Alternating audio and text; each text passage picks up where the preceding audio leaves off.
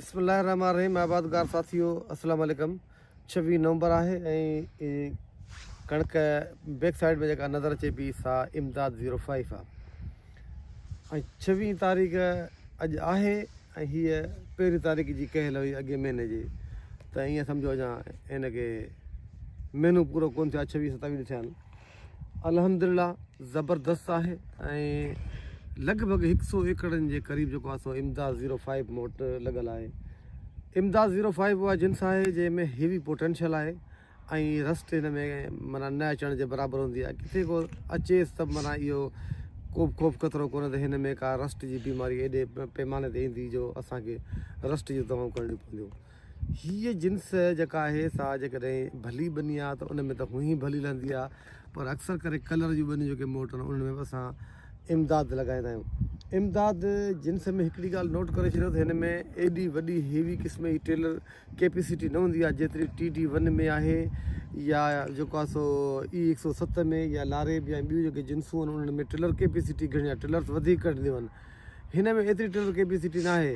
हिन में हिकिड़ी स्टैंडर्डेबल टेलर कैपेसिटी आहे, हुनजे बावजूदि बि हीअ पैदावार जे हिसाब सां तमामु बहितरीनु आहे। ऐं हिन जो ॿिज जेको आहे सो कॾहिं बि माना इहो 1.25 मण जेको माण्हू ॾींदा आहिनि 50 किलो या 60 किलो न ॾिजे, पर 70 किलो या 80 किलो हुअणु घुरिजे। ऐं हीअ तमामु घाटी थी आहे, तव्हां ॾिसो बहितरीनु थी आहे, छो जो मदर संग वधाइण लाइ असांखे ॿिज जो मक़दारु वधाइणो पए थो। ऐं उन खां अलावा अक्सर करे सॼे सिंध जूं ज़मीनूं अहिड़ियूं रहियूं ई कोन्हनि मिठियूं जो पाण 50 किलो ते कम खे हलायूं या 60 किलो ते। हाणे ॿिज जी जेका असां कैपेसिटी जिथे किथे तव्हां ॾिठो हूंदो त माण्हू 70 किलो या 80 किलो या उन खां पाण आगाट्री में वधीक लॻाइनि था। मजमूई तौर ते हिन साल जेको आहे सर्दी स्लोली लेवल ते अचे पई, यकी स्पीड में कॾहिं ईंदी आहे पोइ वरी ब्रेक ॾेई वेंदी आहे, ईअं कोन्ह थियो आहे। उन करे कणकुनि जो हिकिड़ो त जर्मिनेशन ऑल ओवर सिंध में मां ॾिसां पियो त तमामु बहितरीनु थियो आहे। ऐं असां वटि बि अल्हम्दुलिल्लाह जेका 250 एकड़ कणक जो असांजो टारगेट हुयो उहो असांजो पूरो थी चुको आहे। ऐं कणकूं कुझु त सो उहो ई पंहिंजो 1 महीने खे पुॼी चुकियूं आहिनि।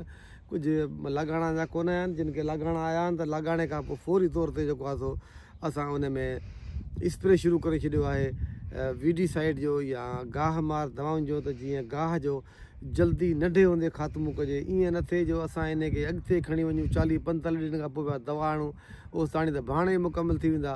खाद खुराक जो अमल अक्सर करे कणकुनि में 40-50 ॾींहंनि जे विच में जेको आहे मुकमल कयो वेंदो आहे। त उन खां त उन जे लाइ बहितर इहो आहे त असां गाह खे त पहिरीं मारियूं न, गाह मारियूं कोन्हे पिया, भाण सभु ॾेई छॾियूं, उन खां पोइ पिया गाहनि खे मारियूं, कोई फ़ाइदो कोन्हे। उन करे 21 ॾींहंनि ते जॾहिं कणक खे पाणी ॾियूं था हिते त पोइ 4-5 ॾींहं छॾे उन खां पोइ दवा जो स्प्रे करे छॾंदा आहियूं त जीअं गंदगाह जो ख़ात्मो थी वञे ऐं पोयां जेको भाण भितर सां ॾियूं ॿिन्हिनि खे त उहो मुकमल तौर ते कणक जे फसल खे लॻे। बहरहाल अॼु तव्हांजो तारीफ़ करायोसीं इमदाद 05 जो। हिन ते जेतिरो ख़र्चु कंदो ओतिरी हेवी पोटेंशियल वैरायटी आहे, ओतिरी तव्हांखे पैदावार ॾींदी।